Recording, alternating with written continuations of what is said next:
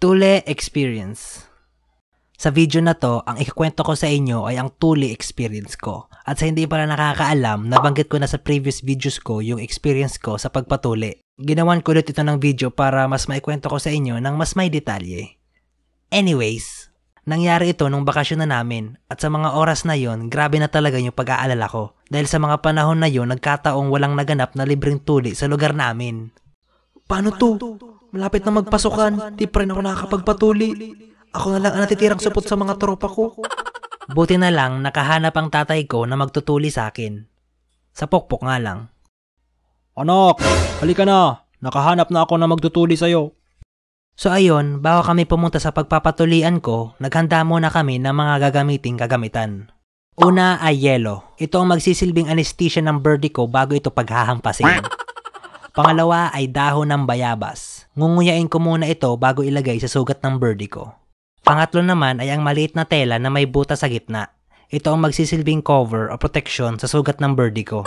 At ang huli naman ay ang pamada o madulas na gel. Ito ay nilalagay sa ibabaw ng maliit na tela bago ito ibalot sa sugat ng birdie. Napaka-importante niyan kasi kapag hindi nilagyan, mahihirapan kang palitan yan kinaumagahan. Pag hindi kasi nilagyan, dumidikit yung tela sa sugat at nako, abot langit ang sigaw sa sobrang sakit.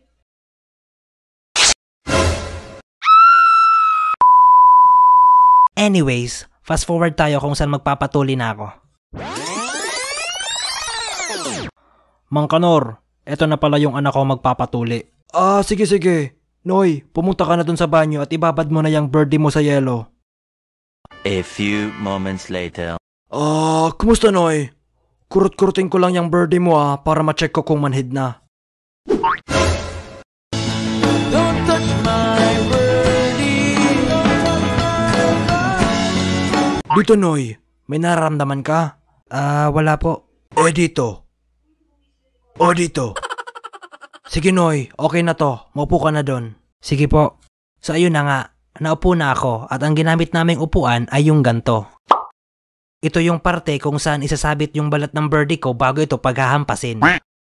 At ayun na nga, oras na ng tulian. Ngunit bago ang lahat, meron akong napansin.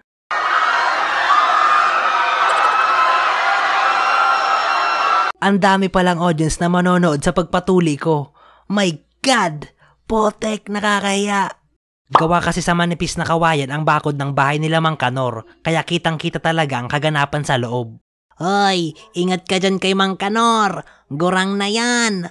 Nanginginig na mga kamay niyan. Yari yung hotdog longgadog mo. Hoy, puiset, tumahimik ka. The moment of truth.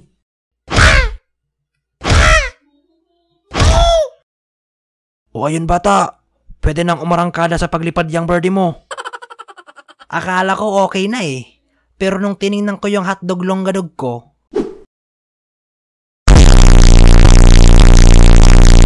biglang nagdilim paningin ko sa sobrang gulat at bigla na lang ako nakaramdam ng antok. Halos makatulog na ako noon at nagbumuka na rin akong basang sisiw dahil pinagpapawisan na talaga ako ng malamig.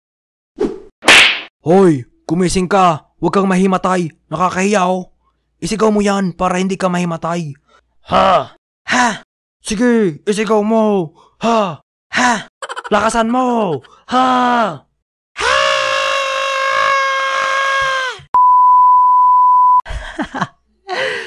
Buti na lang nandun tatay ko. Kung hindi, baka nahimatay na ako doon. Pagkatapos noon ay umuwi na kami. At ako ay naging haring senyorito ng 2 linggo sa bahay namin. And the rest is history. Kaya sa mga hindi patuli at mga magpapatuli pa lang, sana may natutunan kayo sa video na to. At sa mga magpapatuli dyan, kung nararamdaman nyong mahihimatay kayo, isigaw nyo lang yan. Meron nga akong kasabihan. Di bali ng maingay. Ang importante, hindi mahimatay.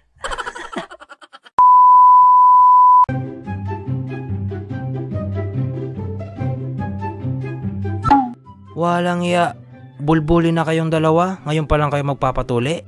Oo nga bro. Like damn. Wawa, kung makapagsalita tong dalawa. Sorry mahirap lang kasi kami. Di namin afford ang ganito. Sobrang hirap nga namin, pati yung tatay ko supot pa rin. Ulul, taon-taon meron laging libreng tuli dito sa lugar natin. Ang sabihin mo, takot ka lang. Next! Oh, next na daw. Yari kayo ngayon. Laki, ikaw na muna. Matapang ka naman, di ba? Ba't ako? Bahala ka dyan. Hoy kalbo, ikaw na muna.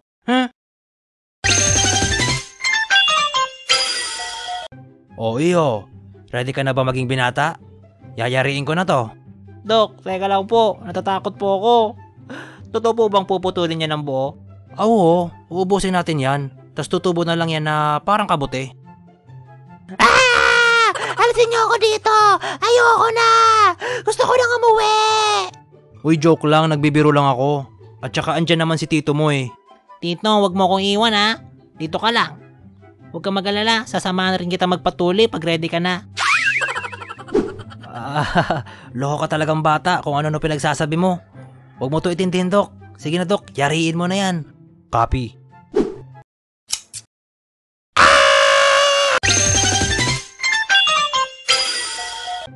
Okay, ready ka na ba, Iho? Opo, Doc, ready na po ako. By the way, ang pogi niyo po, Doc. Ay sus, ito naman. Check lang natin ha. Diyos ko po, ano to? Ba't ka naman ganyan, bata? Dok, pasensya na. Ganyan po talaga ako kapag nahihiya. Ibang klase ka, Doc. Ginising mo yung natutulog na dragon. Paano tayo magbibinyagan kung ganyan yan? Grabe, Doc. Halimaw tong baklang to. Siyempre, basta't kabayo, yamado.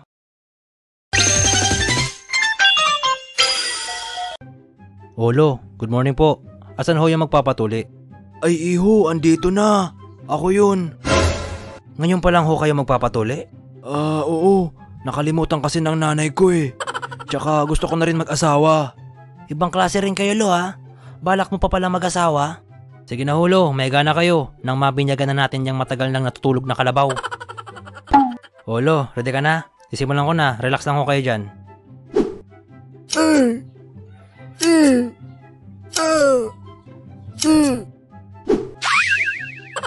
Walang ya, nasira. Walang kakwenta-kwenta pala mga gamit nyo, Dok. May ibang gamit pa ba tayo dyan? Dok, may reserba tayo dyan. Sige, teka lang. Aba, dito naman siguro yari ka na. Diyos ko, Dok, teka lang. Para ka magtatatad ng lechon eh. Ang kunat ng balat mo eh. Huwag ka malikot. Dok, dahan-dahan. Baka madurog.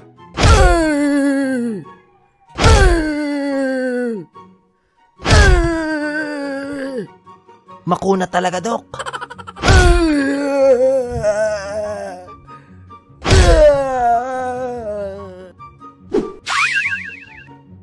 Dok, naging lagari. Wala na ba tayong iba dyan na reserba? Yes po, Dok. Meron pa. Para sa bakal na yan eh. Hasta la vista, baby. Huwag ka malikot. Hawakan mo siya. Dok, teka lang. Baka madiskrasya. Dok! Dok! Dok!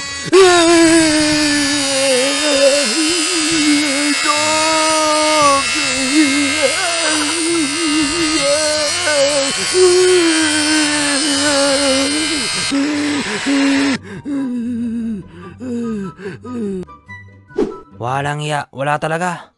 Meron pa bang iba dyan? Meron.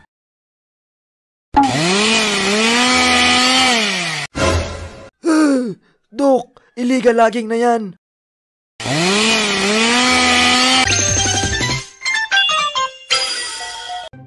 Daming nakapila. Hoy mga supot, makinig kayo. Makikisingit ako sa pila. Ang magreklamo, basag ang muka. Excited na kasi ako magpatuli. Grabe, ang tapang naman nun.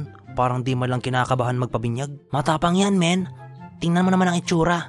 Geng-geng yan, pre. May pahikaw-hikaw pang nalalaman. Okay, sino next? Brad, sige, ikaw na muna. Bahala ka dyan. Tapang-tapang mo eh.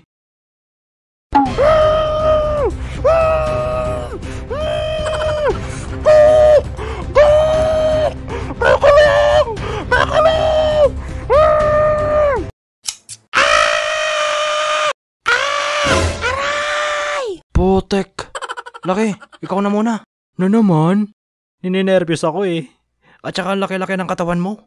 Kayang-kaya mo yan. Sige na nga.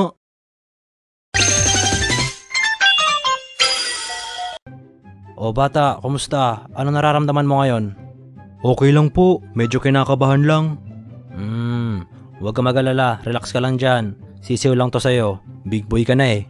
Okay, check lang natin ha. Sisiw nga.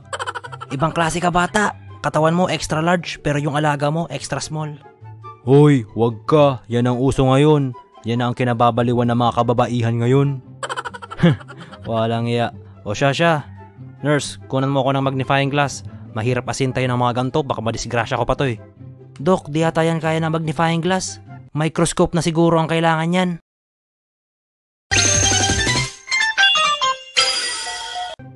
O iyo, ready ka na ba? Opo, ready na. Medyo ninenervous lang po, Dok. Pero sigurado po ba kayong kaya nyo pa mag-operate ng ganito? Mukha po kasing medyo maedad na ho tayo para sa ganito. Medyo nagdadalawa na nga pagtingin ko eh. Pero kaya pa naman. Matanong ko lang ho, ilang taon na po ba kayo? Ay nako iho, kahit pagsamahin mo pa edad ng mga magulang mo di pa rin aabot. Naku, relax ka lang bata, magaling yan. Veterano na yan, matagal na yan sa larangan ng tulian. Okay, start na tayo. Dok, teka lang ho. Mukhang matagal na nga kayo sa serbisyo. Sa sobrang tagal, naging pasmado na yung kamay mo. Nurse, hindi ko to kaya. Nanginginig ang kamay ni Doc. Baka madisgrasya tong alaga ko. Huwag ka matakot, ganyan talaga yan.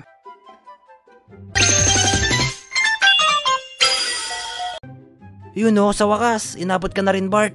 Ako na lang natira eh. Meron pa sanang isa kaya lang naunaan ng nervyos. Ayun, tumakas pa uwi. Bart, are you ready na ba? It's time to make putol-putol na. Baliw ka talaga, Konyo. Check lang natin tong kargado mo, iho ha. Uy, ayos yung alaga mo Bart ah. Kamukhang kamukha mo, pareho pa kulot. Broken head ka talaga Jasper. Broken head? Sira ulo.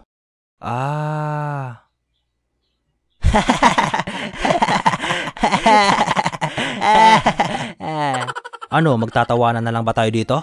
Ay sorry ho Doc. O Bart, magsisimula na. Huwag ka malikot ha. Baka maputol yan. Ayun, pinutol nga.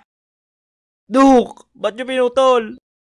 Akala ko ba gusto mo magpalit ng kasarian? Doc, kaloka ka? Ako po yun. Ay. Doc, tarantado ka, ibalik mo yan.